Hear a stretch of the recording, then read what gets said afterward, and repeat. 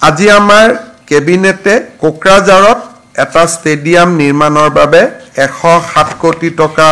অনুমোদন দিয়ে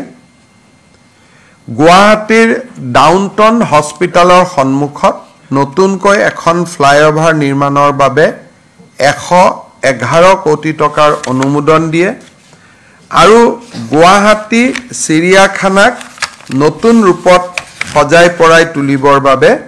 362 কোটি টকা দুটা ইনষ্টলমেন্টত অনুমোদন দিয়ে অৰ্থাৎ প্ৰথম 50% কাম হ'ব তাৰ পিছত 50% তাৰ মানে প্ৰথম অৱস্থাত প্ৰায় 170 কোটি টকাৰ কাম হ'ব তাৰ পিছত 170 কোটি টকাৰ কাম হ'ব কিন্তু টোটাল প্ৰজেক্টটো 362 crores আৰু গোটেই চিৰিয়াখানাখন এটা